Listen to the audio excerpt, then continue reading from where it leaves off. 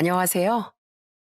참 쪼잔스런 인간과 결혼했었던 40대 여자입니다.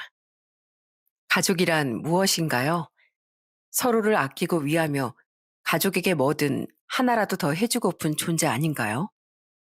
하지만 제 남편은 함께 사는 가족인 저와 아이들에겐 아주 인색하게 굴며 자기 자신과 딱 자기 부모에게만 돈을 아까워하지 않는 사람이었어요. 그런 사람이 당연히 저희 친정 부모님에게도 잘했을 리가 없었죠. 그 와중에 별짓거리를 다 하고 다니기까지 한 그 인간을 전 제 인생에서 영원히 추방시켜 버렸는데요. 제 사연이 여러분 일상의 지루함을 조금이라도 걷어낼 수 있길 바라며 지금부터 그때 이야기를 시작해 보겠습니다. 저는 동갑인 남편과 나이 29에 결혼했어요. 남편은 평범한 직장인으로 그때만 해도 저와 벌이가 비슷했었죠. 우린 2살 터울의 아들 하나, 딸 하나를 낳고 결혼 초반만 해도 잘 살았습니다. 작은 분식집을 운영하던 친정 부모님은 형편이 막 넉넉한 편은 아니셨지만 마음만은 부자였던 분들이었어요. 가끔 봉사활동도 다니고 소액이나마 기부도 하는 선한 분들이셨죠. 반면 시부모님, 특히 시부는 좀 속이 좁은 분이셨어요. 제 표현이 아니라 언젠가 남편이 직접 그렇게 시부를 표현했었어요. 시부는 자기가 좋으면 싱글벙글 하다가도 심사가 뒤틀리면 금세 돌변해 버럭하던 분이셨죠. 한 번은 시부 생신에 저희 부부는 등산이 취미던 시부에게 B사 등산복을 선물해 드렸습니다. 그런데 평소 A사 등산복을 즐겨 입던 시부가 왜 B사 제품을 사왔냐고 또 버럭하시더라고요. 그때 우린 A사를 B사라고 착각해 선물을 잘못 사갔던 거예요. 솔직히 이렇게 버럭할 일인가 싶었지만 전 우선 좋게 말씀드렸어요. 아버님, 저희가 브랜드를 착각했어요. 그래도 이 제품도 좋은 거니까 한번 입어보세요. 저희가 열심히 고른 거예요. 하지만 시부는 등산복은 A사가 최고라며 계속 호통을 쳤습니다. 우린 돈 쓰고 그렇게 좋은 말도 못 들은 거죠. 결국 우리가 매장에 죄송한 마음으로 B사 제품을 환불하고 A사 등산복을 다시 사드리고 나서야 시부의 기분은 풀어졌습니다. 그때는 또 니들이 괜히 환불하랴 다시 사랴 고생이 많았겠구나. 이렇게까지 내 기분을 맞춰주려 한다니 너흰 참 효자야. 하고 시부는 웃더라고요. 이렇게 남편 말대로 참 속 좁고 기분 파인 분이다 싶긴 했지만 기분 맞춰드리는 게 어려운 일은 아니었기에 전 시부와 그럭저럭 잘 지낼 수 있었습니다. 남편의 두 여동생인 시누이들은 늘 시부 기분을 맞춰주려 노력하던 제게 고마워하고 미안해했어요. 시모 또한 결혼 초반만 해도 비교적 평범한 시어머니였기에 전 좋은 며느리가 되려 노력하며 살 수 있었죠. 남편 또한 저희 친정 부모님과 남동생에게 적당히 잘하는 평범한 사위였고요. 하지만 이런 평온한 결혼 생활은 결혼한 지 5년 뒤부터 변하기 시작하더군요. 당시 남편은 직장을 그만두고 음식점 자영업을 시작했어요. 그런데 장사를 시작한 지 반년쯤 뒤부터 남편은 제게 앞으로는 돈을 각자 관리하자고 하더라고요. 당시 남편은 아직 벌이가 많진 않았어도 운이 좋아 좀 빠르게 매출이 오르고 있는 상태였거든요. 그런 남편에게 왜냐고 물으니 남편은 대수롭지 않은 듯 이렇게 대답했어요. 가게 수입을 따로 관리하고 융통해야 사업 자금 관리하기가 수월할 것 같아. 당신하고 관리를 합치면 괜히 당신 벌이까지 내가 구멍 낼 수도 있잖아. 자영업이라는 게 매번 수익을 낼 수 없는 거니까. 대신 생활비는 당신이 내는 만큼 똑같이 꼬박꼬박 낼게. 그때까지만 해도 전 별 생각 없이 그러라고 말했습니다. 제 주변에도 일찌감치 자영업에 뛰어든 지인이 몇 있었는데 자기 사업하는 사람은 남편처럼 수익을 따로 관리하는 경우가 많다는 이야기를 들었거든요. 그래서 남편의 제안이 크게 이상하게 느껴지지 않았던 거죠. 하지만 전 이후 서서히 보여진 남편의 행동으로 그 말은 남편의 이기심을 채우기 위한 것이었음을 알게 됐어요.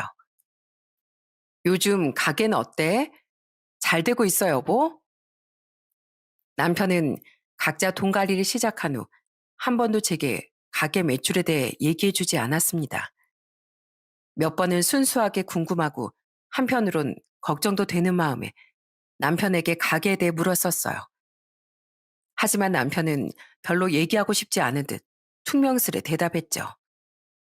적자 날 때도 있고 잘 될 때도 있지 뭐. 설마 장사가 안 돼서 저러나 걱정돼 한 번은 남편 몰래 남편 가게 앞에 슬쩍 가보기도 했습니다. 저에게 말도 못하고 혼자 속상해하고 있을까 봐요. 하지만 결과는 허탈했죠. 손님이 쉴 새 없이 바글거리는 것이 장사가 딱 봐도 꽤 잘 되는 모양새였거든요. 남편은 그냥 제가 혹시라도 자기 벌이에 눈독을 들일까 봐 되게 장사가 잘 된다는 걸 숨긴 모양이더라고요. 그리고 역시나 제 생각이 맞았습니다. 여보, 당신 출근 안 해? 요새 출근도 늦고 퇴근도 이르고 가게 영업시간 줄였어? 아니, 직원들 많이 있으니까 굳이 내가 상시로 머물 필요가 없어서 그런 거야. 남편은 처음엔 그렇게 열심히 하던 사람이 출근도 해가 중천이 돼서야 나가고 퇴근도 일찌감치 하는 일이 잦아졌습니다. 이상해서 물으니 남편은 하품을 쩍쩍하며 이렇게 대답하더군요. 이미 남편의 가게를 보고 온 뒤였던 전 시침을 뚝 떼고 다시 물었어요. 직원을 여럿이나 둘 정도로 장사가 잘 돼? 아니 뭐 굳이 잘 된다기보단 내 몸이 힘들어서 그런 거지. 역시나 남편은 대충 이런 말로 얼버무리곤 말더라고요. 힘들긴 개뿔. 남편은 점점 대놓고 주변 상인들과 어울리며 당구치고 술 먹고 다니는 일이 잦아졌습니다. 몸 힘들다며 당신도 주변 사장님들이랑 술 마시러 갔어? 그 잔소리 좀 그만해. 내가 번 돈으로 내 입에 넣을 술 좀 사 마시겠다는데 왜 이렇게 잔소리야? 술 마시고 당구치고 다니는 게 하루 이틀이야? 내가 그동안 당신 장사 잘 되는 거 몰라서 모른 척한 줄 알아? 다 아는데도 내 입으로 먼저 말하기 뭔가 치사해서 가만히 있었던 거야. 나한테 그렇다 치더라도 어떻게 애들 선물도 한 번을 안 사주니? 그러면서 맨날 그렇게 술 먹고 당구 칠 돈을 써거나? 아니, 돈 잘 버는 게 뭐 죄야?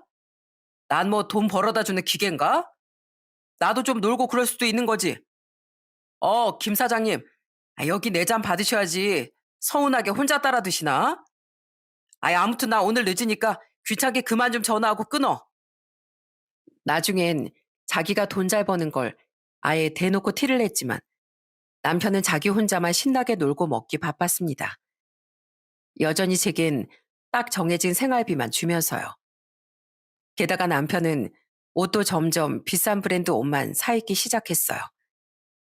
전엔 분기별로 한 번씩 옷을 사 입었다면 이젠 돈 걱정 없이 한 달에도 몇 벌씩 옷을 턱턱 사더라고요.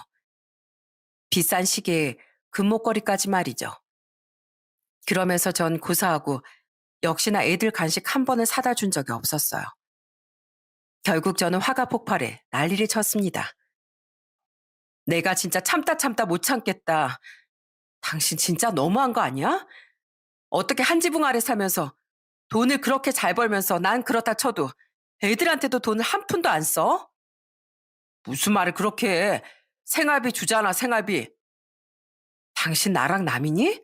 아니면 나랑 이혼했어? 당신이 얼마를 벌든 다달이 양육비 주도 생활비만 주면 끝이게? 자기 몸은 명품으로 휘감고 다니면서 맨날 양주 처먹고 내기당구나 치고 다니면서 어떻게 애들 옷 한 번, 아니 치킨 한 번은 당신 손으로 안 사들고 와. 어릴 때부터 다 해줘 버릇하면 안 돼. 나중에 동기한 줄 모르게 된다니까. 다가 아니고 하나라도 좀 해주고 그따 말을 해. 사람이 어쩜 그렇게 치사하고 얌체 같니? 진짜. 내가 뭐 죄졌어? 내가 번 돈 내가 알아서 쓰겠다는데 왜 그렇게 뭐라고 그래? 내가 뭐 집에 돈을 아예 안 가져다 주는 것도 아니고. 당신 설마 내 돈에 욕심내는 거야? 눈독 들여? 이래서 재벌들이 가족끼리도 돈 문제 오픈 안 하고 사는 거야. 배우자가 자기 것도 아닌데 괜히 욕심내니까. 뭐? 재벌? 내가 눈독을 들여? 돈 좀 벌더니 아주 자기가 재벌이라도 된 줄 아나 보네. 왜? 전에 나랑 비슷하게 벌었는데 지금은 나보다 훨씬 잘 버니까 나랑 돈 나눠 쓰기 아까웠나 보지? 그래서 돈 관리도 각자 하자고 하고 날 무슨 탐욕스러운 인간 취급까지 하고 있는 거 아니야? 이렇게 네 거 내 거 나눌 거면 결혼은 왜 했니? 사업하는 사람이 돈 문제 정확히 아는 게 뭐가 문제가 돼? 당신도 진짜 유난이다, 유난이야. 유난? 그래, 알겠어. 앞으론 계속 이렇게 남처럼 살아보자고. 하지만 남편은 미안해하긴커녕 절 유난스러운 사람 취급했습니다. 너무 짜증나고 서운하더라고요. 제가 남편 벌이를 알아봐야 저축이나 더 하라고 하겠지. 그걸 가져다가 펑펑 쓰겠습니까?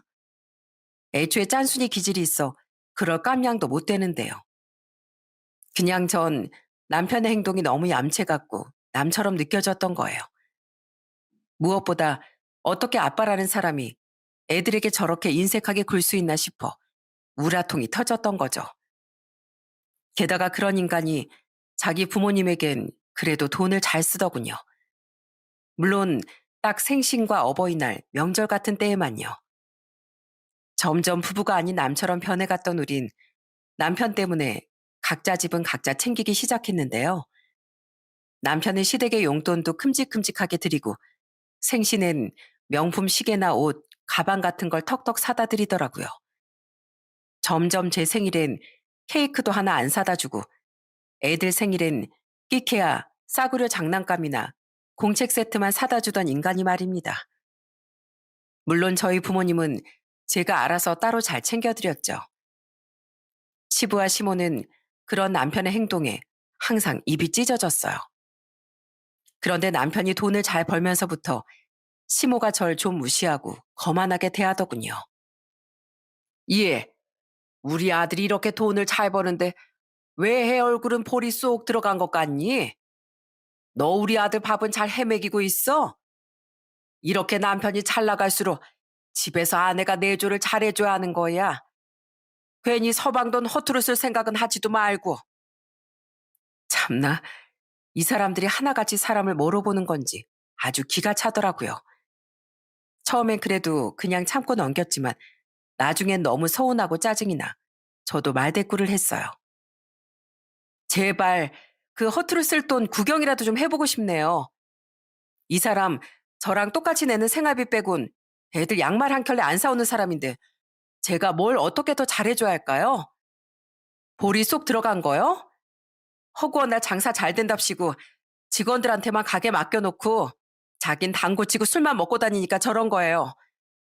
혼자 좋은 술에 좋은 안주 다 먹고 다니는데 워낙 술을 그렇게 먹으니까 볼이 푹 팬 거라고요. 저 사람 배는 안 보이세요? 하도 나온 술배 때문에 몸무게가 4kg는 더 쪘던데요. 애들 아빠도 어머님도 참 너무하세요. 제가 시집 와서 무슨 돈을 그렇게 밝혔다고 저한테 눈독 들이지 말라 어째라는 건지 원. 결국 못 참고 폭로한 남편의 쪼잔함에 시모는 당황한 것 같았습니다. 이내 헛기침을 하더니 주방으로 사라지셨거든요. 하지만 그 뒤로도 시모는 오히려 한술 더 떠서 제게 같은 말을 반복하곤 했어요.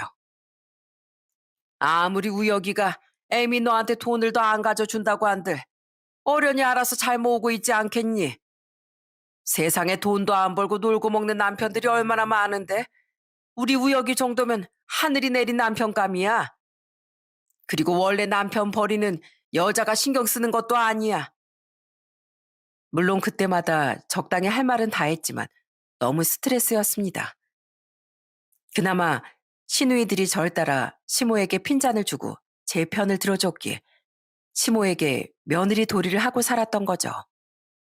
그렇게 남편과는 계속 사이가 멀어지고 시모 때문에 시댁에도 점점 정이 더 떨어지며 시간이 흘러갔어요.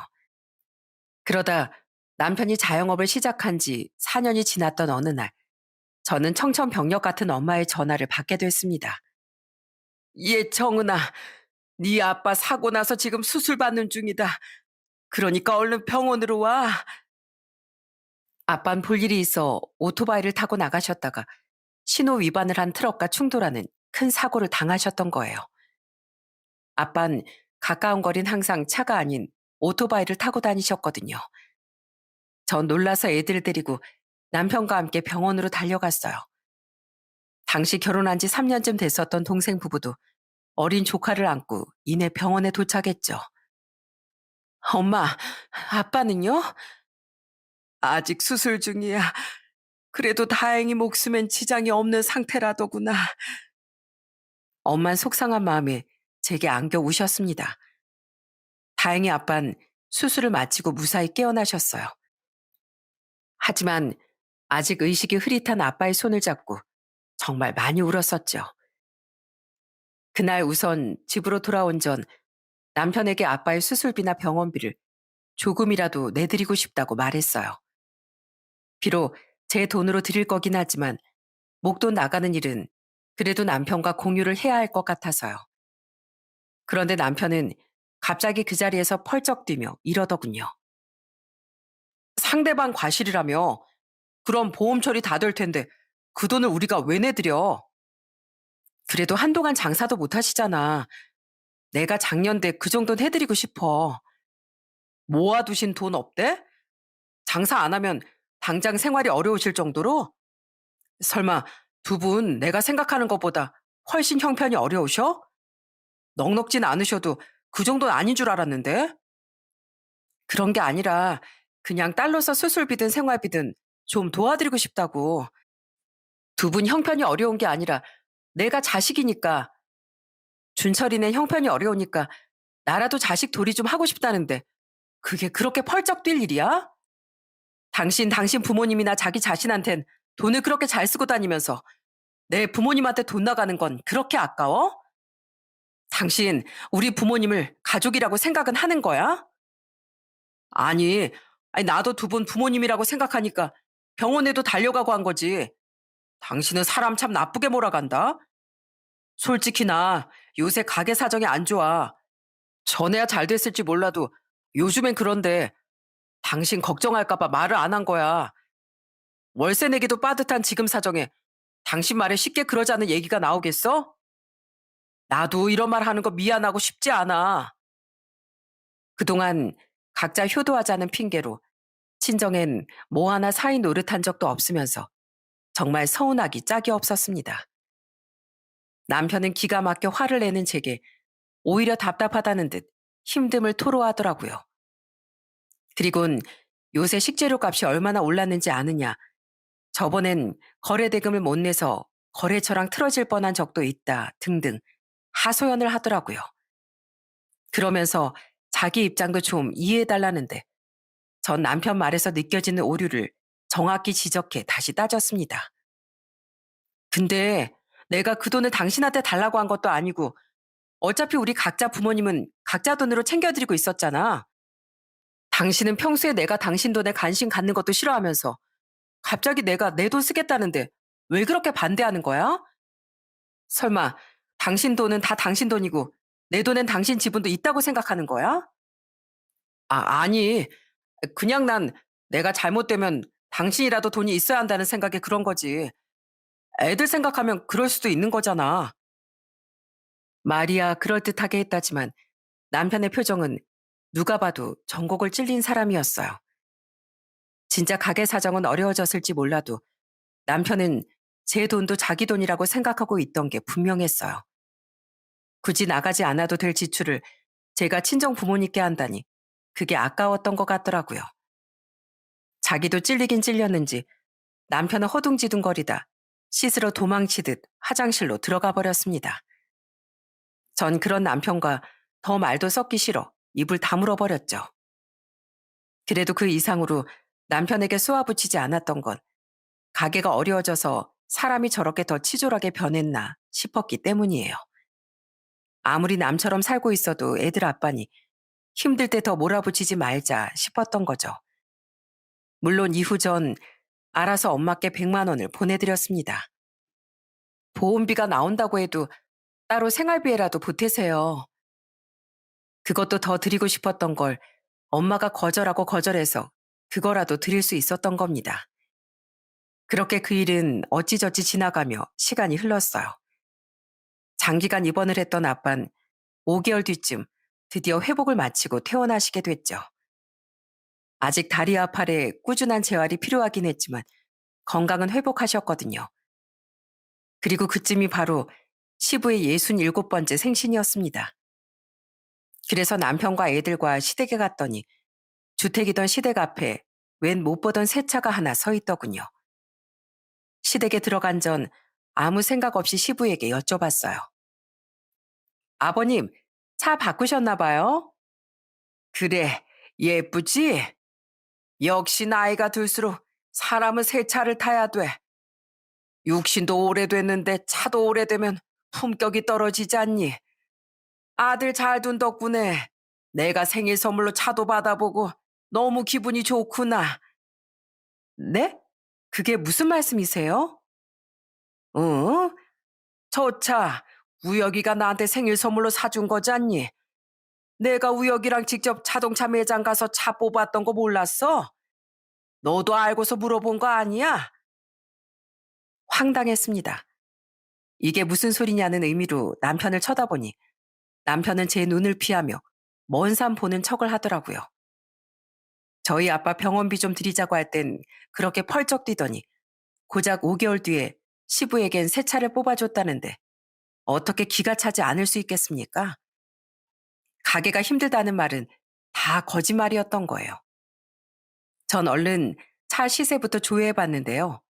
세상에 무려 4천만 원이 넘는 차를 시부에게 사줬더라고요. 정말 배신감에 속이 부글부글 끓었습니다. 당장 남편에게 따져 묻고 싶었지만 우선 잘못이 없는 시부를 생각해서라도 저는 꾹 참고 입을 다물고 있었어요. 그래도 시부의 생신이었으니까요. 전 속으로 집에 가서 두고 보자고 이를 갈며 시댁 식구들과 술을 마셨죠. 그런데 취기가 좀 오른 시부모가 자꾸 참으려 하는 제 속을 긁더라고요. 역시 우리가 아들 하나 잘 키웠어. 그치 여보? 그러니까요. 어째 해가 갈수록 더 잘나지는 것이 아주 자랑스러워 죽겠어요. 우리도 이 정도인데 사돈 어른들은 사위를 얼마나 자랑스러워 하시겠소. 예, 애미야. 누차 말하지만 우리 우혁이 같은 남편 사위 없다. 항상 그 사실을 가슴에 새기고 살아야 돼. 좋은 남편, 좋은 사위 같은 말을 계속 제게 반복하는데 그 상황에 제가 참을성이 남아나겠습니까? 술 기운도 올랐겠다. 결국 저도 참지 못하고 입을 열기 시작했습니다. 아버님, 부부란 뭐라고 생각하세요? 서로를 존중하고 서로의 가족도 내 가족처럼 아끼는 관계죠? 갑자기? 그렇지. 그죠? 그리고 아버님, 아들이 새 차까지 선물로 주고 너무 자랑스러우시죠? 근데 저 사람이 좋은 사위인진 잘 모르겠네요.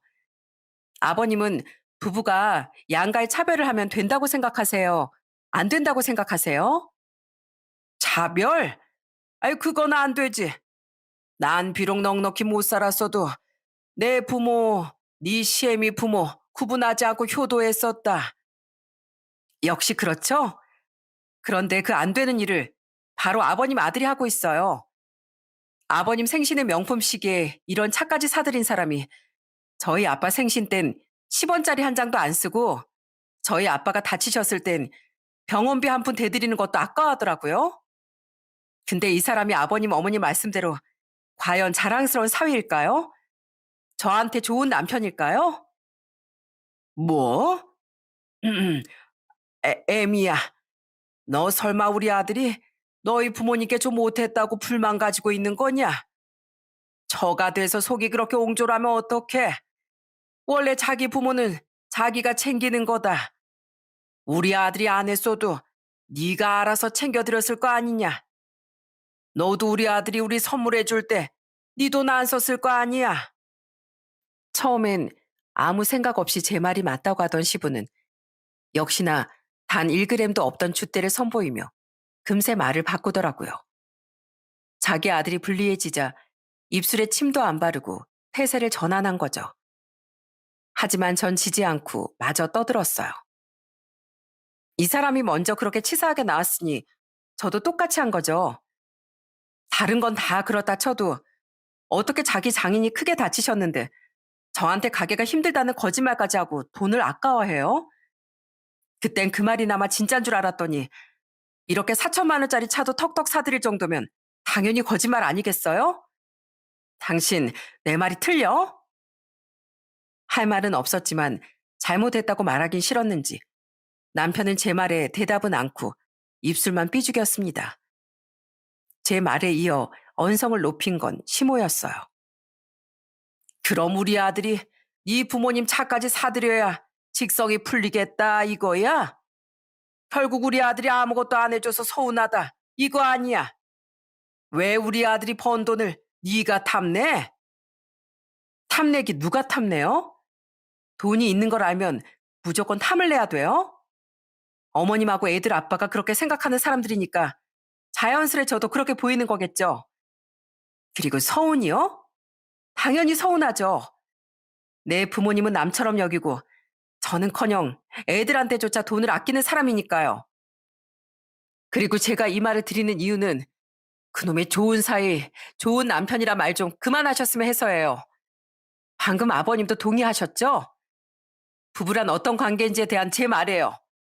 그런 의미에서 저흰 이미 남처럼 벌어진 사이니까 저한테 대답하기도 싫은 질문 좀 그만하세요. 그 와중에 그나마 뻔뻔한 세 사람을 말리던 건 시누이들이었습니다. 저는 열이 너무 뻗쳐 애들을 데리고 택시를 타고 집에 와버렸어요. 그동안 시모에게 쌓였던 스트레스와 시부에 대한 짜증, 남편에 대한 분노가 합쳐져 결국 폭발을 했던 거죠. 그리고 2시간 뒤쯤 남편은 대리를 불러서 왔다며 집으로 들어오더군요. 무지하게 시근덕대면서요. 우리 부모님, 지금 당신 버릇 없다고 난리 나셨어. 당장 가서 사과드려. 그리고 각자 자기 부모님만 챙기면 되는 거지. 뭐가 그렇게 화가 날 일이야? 그놈의 각자. 당신 같은 인간이랑 이렇게 스트레스 받으면서 사느니 그냥 이혼해서 내 부모 내 자식 챙기고 사는 게 훨씬 낫겠어. 그래도 애들 아빠고 한때는 좋은 남편이었다고 참아줬더니 이기적이고 찌질하게 구는 게 한도 끝도 없잖아. 뭐? 이혼? 아니 여보, 지금 돈 때문에 나한테 이혼하자고 하는 거야? 돈 때문이 아니라 네 그 이기적이고 찌질한 심보 때문에 오만정이 다 떨어진 거라고. 이혼하면 당신이 그렇게 좋아하는 각자가 될 수 있는 거잖아. 그러니까 우리 이만 각자 갈 길 가자. 어? 단 진짜 당신 얼굴만 봐도 스트레스 받아서 아주 우라까지 생길 것 같아. 당신 지금 너무 흥분했어. 이런 일로 무슨 이혼이야. 알았어. 당신 서운한 거 내가 이해할게. 내가 미안해. 내가 앞으로는 장인 장모님도 더 챙기고 그러면 되는 거잖아. 어? 그러니까 우선 진정하고 우리 내일 다시 얘기하자. 나 오늘은 저기 거실에서 잘게. 아니, 베란다에서 잘게. 비록 바람이나 손찌검 같은 문제는 없었지만 성격 차이로 이혼하는 부부가 괜히 있겠습니까? 저는 더는 남보다 못한 남편과 못 살겠다 싶어 이혼을 선언해버렸어요. 그러자 당황했는지 남편은 놀라서 꼬리를 팍 내리곤 이불과 베개를 들고 슬그머니 베란다로 도망가더라고요. 그리곤 시댁에서 술을 꽤나 먹어서인지 베란다에서 금세 코를 골며 골아 떨어졌어요. 저는 그 듣기 싫은 소리를 참으며 우선 당시 9살이던 아들 방으로 향했습니다. 일찍 잠에 들었던 둘째인 딸과 달리 안 자고 있었던 큰애가 걱정됐거든요. 부모가 싸우는 소리를 들려주고 싶지 않아 목소리를 최대한 낮췄었는데 그래도 애가 들었을까 봐요. 역시나 큰애는 모든 소리를 들었는지 눈물을 뚝뚝 흘리며 묻더군요. 엄마, 아빠랑 이혼할 거예요? 안 하시면 안 돼요? 저 무서워요. 아직 어린 아이였으니 아들은 부모의 이혼이 무서웠던 겁니다. 아들의 눈물을 닦아주는데 가슴이 정말 찢어질 것 같더라고요. 저는 그런 아들을 달래며 재운 후 밤새도록 잠도 못 자고 고민을 많이 했습니다. 그리고 내리 이틀을 고민한 후 결국 애들 생각에 마음이 약해져 이혼을 마지막으로 한 번만 참기로 했죠. 다음날 남편은 제 눈치를 보며 평소 하지도 않던 청소도 하고 밥도 차렸는데 저런 화상이라도 애들 아빠니 그냥 동거인이다 생각하고 살아보자 생각을 했던 거예요. 남편은 그런 제게 앞으로 정말 잘하겠다 어쩌겠다 하며 고맙다고 말했습니다. 그런데 그로부터 얼마 뒤 친정 부모님이 갑자기 우리 부부와 남동생 부부를 부르시더라고요. 당시 부모님은 아빠의 사고를 계기로 아예 분식집을 정리하셨어요. 어차피 아빠의 건강도 계속 신경을 써야 하니 일찌감치 그냥 편한 노후를 보내시기로 한 거죠. 그런데 아빤 갑자기 우리에게 유산 이야기를 하시더라고요. 내가 죽다 살아보니까 일찌감치 유산 문제는 정리해두는 게 맞다 싶더구나. 어차피 나중에 다 너희에게 물려줄 돈 아니냐. 그래서 이 집이랑 우리 노후 자금은 빼더라도 나머지 재산은 먼저 너희에게 증여해 주려고 한다. 특히 준철이 너인 형편도 안 좋으니 일찍 이렇게 재산을 증여해서라도 돕고 싶구나. 사실 이번에 분식집 정리한 돈 말고도 너희한테 나눠줄 재산이 하나 더 있거든. 우리가 지방에 싼 땅을 하나 사놨었는데 거기에 곧 아파트가 들어선다는구나. 그래서 그 땅을 정리하면 돈이 좀 어마어마하게 들어올 것 같다. 그러니까 그 땅 정리되는 대로 우리가 절반 땅 나눠서 너희에게 그 돈 미리 증여해 주마. 깜짝 놀랐습니다. 늘 검소하시던 부모님께 그런 땅이 있으리라곤 생각도 못했거든요. 아빤 이번 사고를 계기로 깨달은 바가 있어 미리 자식들에게 줄 재산을 증여해주고 싶으셨던 거예요. 저와 남동생 부부는 새삼 부모님이 유산을 이야기하실 만큼 나이가 드셨다는 사실에 가슴 아파하고 있었습니다. 그런데 그 와중에 눈치 없는 남편은 해벌쭉하고 난리도 아니더군요. 정말요, 장인어른? 이야, 두 분 정말 멋지세요. 어떻게 그런 좋은 땅을 알아보는 안목을 가지고 계셨어요? 돈에 환장한 남편은 갑자기 벌떡 일어나 아빠 엄마 뒤로 가서 어깨까지 주물러 드렸습니다. 생전 그런 적이 없던 사람이요. 제가 앞으로 정말 더 잘 모시겠습니다. 그렇게 큰 돈을 주신다는데 제가 당연히 더 잘해야죠. 아유, 왜 이러나. 이러지 말게. 부모님도 최근 그렇게 살갑지도 않았던 사이가 이러니 썩 달갑지도 않고 어색하셨는지 어색한 듯 그런 남편의 손을 떨쳐내셨습니다. 하지만 남편은 하나도 민망하지 않은 듯 그럼 발 주물러 드릴까요? 하며 여전히 난리법석이더라고요. 정말 제가 다 민망해서 혼났습니다. 그리고 그날 이후 남편은 정말 꼴값을 떨기 시작했어요. 저 없이 자꾸 친정에 찾아가서 부모님께 밥을 얻어먹고 오질 않나. 아빠 재활하는데 따라가서 화이팅!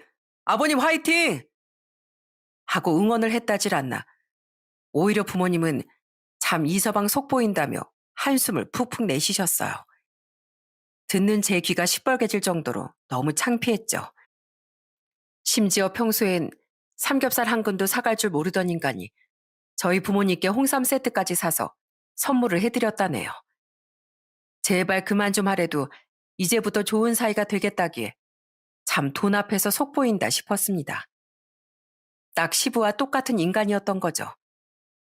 게다가 남편은 우리 진짜 부자 되는 거 아니냐며 호들갑을 떨더니 갑자기 멀쩡하던 차도 바꾸고 가게 확장까지 하는 등 난리를 치지 않겠어요? 당신 지금 우리 아빠 돈 믿고 이러는 거야? 나 그 돈 당신한테 나눠줄 생각 전혀 없거든? 아이, 알지, 알어. 나 요새 장사 잘 돼서 내 돈 가지고 확장도 하고 차도 바꾼 거야.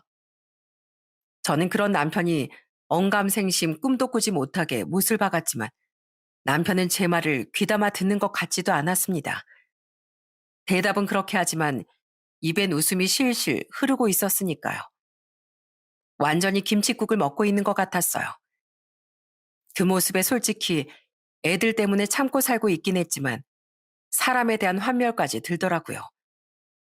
물론 아빠가 주실 돈을 나눠줄 생각은 전혀 없었지만 저희 아빠가 아프실 땐 병원비도 보태지 않던 인간에게 그 돈에 대한 군침을 흘리게 하기조차 싫었습니다. 그리고 얼마 뒤 역시나 결국 이혼만이 답임을 깨닫게 하는 사건이 발생했죠. 진짜 이 지겨운 인간. 어? 이게 뭐야? 그날 남편은 술에 취해 벗은 옷을 바닥에 다 팽개친 채 잠에 들어 있었습니다. 저는 참을린을 되내며 옷을 치우고 있었는데 남편의 바지에서 뭔가 바스락거리는 소리가 들리더군요. 주머니를 뒤져봤더니 웬 영수증이 하나 나왔어요. 그리고 그 영수증 내역을 본 순간 분노가 치밀어 올랐습니다. 574만 원? 남편은 한 유흥주점에서 500이 넘는 거금을 카드로 긁었더군요. 유흥주점에서 그 정도 돈이 나왔으면 뻔한 거 아니겠습니까? 이제 보니 이 인간이 친구들이나 자주 어울리던 젊은 상인들과 그냥 술을 퍼마시고 다닌 게 아니라 여자가 나오는 술집을 드나들었나 보더라고요. 그것도 애들에겐 양말 한 짝 안 사주던 인간이 몇백이란 돈을 하룻밤 사이에 턱턱 긁고 다녔던 거죠. 너무 부하가 치밀어 저는 대야 한가득 찬물을 받아 얼음까지 쏟아 넣었습니다.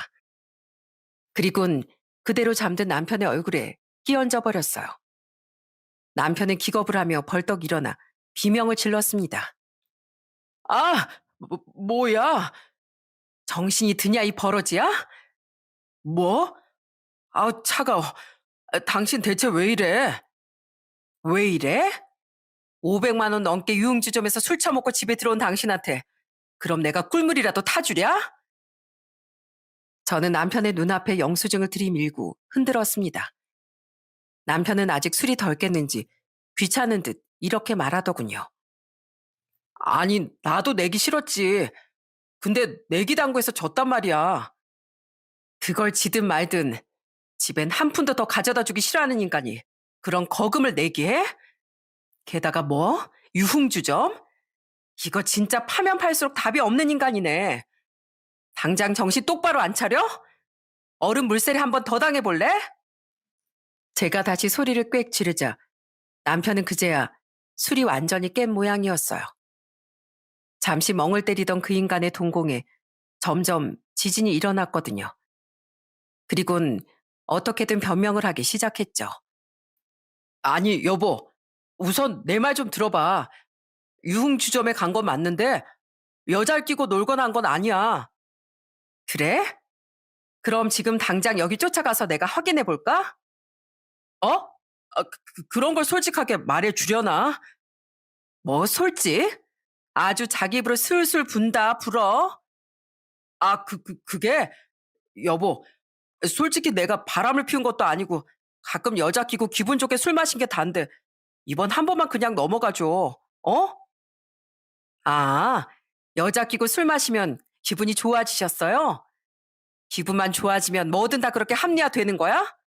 몇 번? 이번이 역시 처음도 아니란 소리네. 그게 진짜 말할수록 일이 꼬이네. 그러니까 그냥 입 다물고 있어. 어차피 사과도 변명도 더 듣기 싫으니까. 그리고 나도 내 정서적 안정을 위해서 이젠 결단 내릴 거야. 당신도 당신 기분 좋아지려고 500씩 내고 여자랑 놀고 왔잖아. 뭐? 무슨 결단? 이혼. 이혼할 거라고. 당신처럼 하다못해 유흥까지 가까이 하는 인간은 우리 애들 아빠로도 필요 없어. 이젠 우리 애들을 위해서라도 무조건 이혼할 거야. 역시나 이 인간은 안 되겠다 싶어 전 아주 단단히 마음을 먹은 겁니다. 제가 다시 이혼을 선언하자 그제야 남편은 기겁을 하더군요. 남편은 머리고 옷이고 홀딱 젖은 채 제 앞에 무릎까지 꿇고 싹싹 빌기 시작했어요. 여보, 내가 진짜 잘못했어. 이혼이라니. 나 장인어른이 주신다는 돈만 믿고 가게까지 확장했는데 이렇게 갈라서져 가면 어떡해. 사실 나 이번에 차 바꾼 것도 장인어른이 주신다는 돈만 믿고 좀 무리해서 지른 거란 말이야. 알아. 떡 줄 사람은 생각도 안 했는데 김칫국 드링킹하고 있는 모습이 한심해서 안 그래도 더 정 떨어지던 차였어. 그 와중에 이렇게 이혼할 건덕지도 던져주고 오히려 고맙다? 어? 참 한심하다 한심해. 우리 아빠 돈 얘기 듣고 갑자기 더 추하게 변하더라니. 아빠가 그 돈 주신다고 한들 당신한테 절대 안 나눠줄 거라고 몇 번을 말했어? 그건 어차피 개인 재산이라 부부 공동 재산도 아니거든? 자기 건 한 푼 내놓기도 싫어하는 인간이 감히 어딜 넘봐? 그래도 여보, 우린 부부인데 당신 돈이 곧 내 돈이잖아. 이 인간이 끝까지 정신을 못 차리네. 여태 당신이 번 돈 나한테 다 토해내봐. 그럼 내가 아주 약간 생각은 해볼게. 어? 내, 내 돈을? 역시 넌 그것조차도 싫지? 아주 당신 돈을 한 푼도 손해보고 싶지 않지? 어디서 저런 찌질한 게 내 인생에 들러붙어가지곤. 전 남편이 그러거나 말거나 어차피 이혼할 생각이었지만 슬쩍 떠보니 역시나 찌질한 인간이었습니다. 그 와중에 끝까지 아빠의 돈을 포기 못하고 매달리는 그놈을 저는 아주 냉정하게 뿌리쳐버렸어요. 난 분명 당신한테 애들을 봐서라도 기회를 줬어. 근데 역시 내 판단이 맞았던 거야. 가족보다 지 돈 한 푼을 더 소중히 여기는 인간은, 자식들보다 여자 끼고 술 처먹는 게 더 즐거운 당신 같은 인간은 이제 내 인생에 필요 없어. 그러니까 내 인생에서도 애들 인생에서도 그만 꺼져. 얼마나 짜증이 났으면 전 평소 잘 쓰지도 않던 비속어까지 마구 썼고 남편을 응징해 줬습니다. 비록 이곳에 차마 적진 못하겠지만은요. 남편은 엉엉 울며 다음 날이고 그 다음 날이고 계속 빌었지만 저는 그런 남편을 받아주지 않았어요. 그리곤 짐을 싸서 아예 친정 부모님 집으로 애들과 함께 가버렸죠. 어차피 이혼하면 재산 분할이야 법원을 통해서 하면 됐으니 굳이 집을 지키고 있을 필요는 없다고 생각했거든요. 전 우선 놀란 아이들에게 최대한 상처받지 않도록 잘 설명해 주려고 애썼습니다. 언젠간 제대로 설명해줘야 했지만 그 어린 애들에게 바람이니 유흥주점이니 하는 얘기까지 해줄 수는 없었으니까요. 정말 아이들에게 너무나도 미안했고 모든 이야기를 듣고 속상해하시던 부모님께도 너무 죄송했죠. 뭐? 가게 확장한 비용? 뭐 이런 호락말고가 다 있어. 네 코평수부터 강제로 관자놀이까지 확장시켜 주랴? 또 한 번 전화하기만 해봐라. 내가 아주 지구 끝까지 쫓아갈 테니까. 차마 찾아오기 무서웠는지 남편은 저희 아빠에게 전화를 걸어 싹싹 빈 모양이었어요. 하지만 화가 난 아빠가 계속 호통을 치시니 그놈이 이젠 가게를 확장한 비용이라도 좀 달라고 애원을 한 모양이더군요. 진짜 제정신이랍니까? 하지만 아빠의 무시무시한 엄포에 그놈은 결국 두 번 다시 부모님께 전화를 걸지 못했어요. 애미야, 왜 우리 전화를 안 받니? 이혼이 장난도 아니고 다시 마음 좀 돌려보렴. 어. 그 와중에 시모는 자기 아들을 이혼시키긴 싫었는지 제게 전화를 걸어댔습니다. 하지만 전 시모와 시부의 전화를 모두 받지 않았어요. 그만큼 두 사람에게도 정이 뚝 떨어졌거든요. 그러자 시모는 제게 저런 문자까지 보냈는데 전 그런 시모에게 싫어요 하는 단답형 답장만 보내곤 아예 차단을 해버렸어요. 이제 두 번 다시 볼 일도 없는 사이였으니까요. 이후 그동안 돈 가지고 인색하게 굴었던 부분과 낮은 가사와 육아 참여도 잦은 유흥주점 출입까지 불리한 조건들이 더해져 결국 남편은 이혼을 받아들이게 됐습니다. 전 그런 남편과 재산 분할 후 애들 양육권도 빼앗으며 다달이 양육비도 받을 수 있었죠. 그나마 좋은 사람들이던 시누이들은 마지막까지 제게 전화해 사과라며 앞으로의 행복을 응원해 주더라고요. 그렇게 전 드디어 이혼을 했습니다. 이후 쭉 친정에서 지내게 된 전 아빠의 재활도 돕고 부모님과 함께 아이들의 상처도 보듬어주며 행복하게 살기 시작했어요. 마음이 편하니 하다못해 불어오는 바람조차 달콤하게 느껴졌죠. 그렇게 지금은 거의 세월로 치면 5년이란 시간이 지났습니다. 아빤 그 땅을 판 돈을 저와 동생에게 나눠주셨고, 저는 그 돈을 한 푼도 쓰지 않고 잘 보관해 놓고 있어요. 그 돈에 담긴 부모님의 마음을 나중에 온전히 아이들을 위해 쓰거나 물려주고 싶어서요. 엄마, 아빠, 또 뒷산 가세요? 무릎 안 아프세요? 아직 우리 팔팔하다. 우리 말고 네 무릎부터 걱정하는 게 빠를 거다. 다행히 아빤 완전히 재활에 성공한 후 70 초반인 지금은 아주 건강하십니다. 일을 그만두니 몸이 근질거린다며 그 연세에도 엄마와 함께 뒷산을 아주 날아다니고 계세요. 저는 그런 부모님을 모시고 아이들과 함께 이곳저곳 놀러도 다니며 아주 잘 살고 있죠. 한편 아이들은 다행히 많이 밝아진 상태입니다.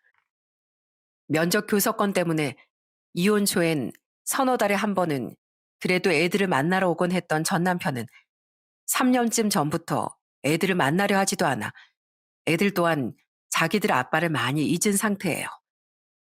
그런 아이들에게 언젠간 사실을 얘기해줘야 한다고 생각하지만 아직은 침묵하고 있는 중입니다. 둘 다 요즘 한창 사춘기인 때니까요. 언젠가 아이들의 마음이 아주 단단해졌을 때 전 덤덤히 아이들에게 진실을 말해주려고 해요. 아이들에게도 진실을 알 권리는 있다고 생각해서요. 한편 그렇게 돈을 펑펑 쓰고 다니던 전 남편은 딱 애들을 만나지 않기 시작한 3년 전 쫄딱 망했다고 합니다. 저와 이혼한 직후인 다음에 터진 마스크 시국에 직격탄을 맞아서요. 어떻게든 사업을 살려보려 자기 부모의 집과 자신의 집까지 담보로 잡아 대출을 받은 모양인데 결국 소용이 없었다네요. 때문에 전 남편은 저와 살던 집과 시부모의 집까지 다 날려버린 뒤 지금은 셋이서 작은 전셋집에 들어가 살고 있다고 합니다. 그마저도 보증금이 모자라 차례대로 결혼해서 나가 살고 있던 두 시누이가 조금씩 돈을 보태줬다고 해요. 저는 이 이야기를 전 남편이 망한 3년 전 직접 전 남편의 전화를 받고 알게 됐어요. 여보, 나 앞으로 애들 당분간 못 만날 것 같아. 돈이 없거든. 나 가게 망했어. 가게 살려보려다 내 집도 부모님 집도 다 날려먹고 반지하 전셋집으로 이사와서 살고 있어. 아버지 노년에 이게 뭐냐고 나만 보면 역정을 내시더니 얼마 전에 나한테 재떨이까지 집어던지셨다? 어머니도 지금 나 밥도 안 차려주시고 내가 먹는 라면 값도 아까워하셔. 나도 다 잘 살아보려고 그런 건데 다들 진짜 너무하지 않아? 그러면서 내가 잃은 자기들 돈 전부 토해내라면서 내가 막노동이랑 배달 알바로 벌어오는 돈 족족 다 뺏어가셔. 나 지금 신용 불량자 상태라 취직도 안 돼서 써주는 데가 거의 없거든. 애들 얘긴 줄 알고 전화를 받았더니 남편은 엉엉 울며 하소연을 해대더군요. 그리고는 제가 그냥 끊으려고 하니 그런절 붙잡고 때늦은 뒷북을 팡팡 치더라고요. 애들 못 만난다고? 알았어. 당신 그 쓸데없는 신세 한탄 별로 안 듣고 싶으니까 이만 끊어. 여보, 잠깐만. 내가 정말 잘못했어. 사실 나 그동안 당신한테 계속 너무 돌아가고 싶었거든? 그래도 너무 양심이 없는 짓 같아서 참았는데 이렇게 쫄딱 망하고 부모님께 구박까지 받으면서 사니까 이제야 당신의 소중함을 다시 깨닫게 됐어. 여보, 우리 그래도 한때는 부부였고 애들 부모잖아. 애들이 아빠가 망했다고 아빠를 못 만나고 사는 게 맞는 일이겠어? 당신이 애정 생각해서 한 번만 나랑 재결합하고 생활비 같은 거라도 도와주면 나 다시 일어설 수 있을 거야. 여보, 우리 사이에 그 정도 의리는 남아있지 않아? 전엔 정말 내가 미안했어. 당신 장인어른이 주신 돈도 있을 거 아니야. 부부? 한창 잘 나갈 때 당신이 나랑 애들을 위해 뭘 해줬다고 이제 와서 의리를 찾니? 다 가졌을 땐 한 푼도 나누기 싫어하더니 다 잃으니까 이제 와서 부부를 찾아? 웃기지 마. 그렇게 있을 때 잘했어야지. 잔말 말고 애들이야 못 만나든 말든 앞으로 양육비나 꼬박꼬박 보내. 그게 애들한테 그나마 덜 부끄러운 아빠로 남는 일이니까. 한 번 찌질인 영원한 찌질이다 싶어 저는 소리를 빽 지른 후 전화를 끊어버렸습니다. 그 후 몇 번 더 후회 어린 문자를 보내기에 저는 미친 척하고 육두 문자를 날려버렸어요. 그제야 전 남편은 제게 매달리길 포기하더라고요. 그 후 건너 아는 지인에게 들은 바로 전 남편은 지금껏 쭉 막노동이나 배달 알바를 하며 애들 양육비를 보내고 시부모를 부양하며 살고 있다네요. 아직도 신용 회복도 못한 상태로요. 그러거나 말거나 그건 다 전 남편이 자초한 일 아니겠습니까? 그러니 자기 손으로 우리를 버린 것이나 다름없는 전 남편에겐 꼬박꼬박 양육비만 잘 받아내는 것 외엔 영원히 신경 끄고 살 생각이랍니다.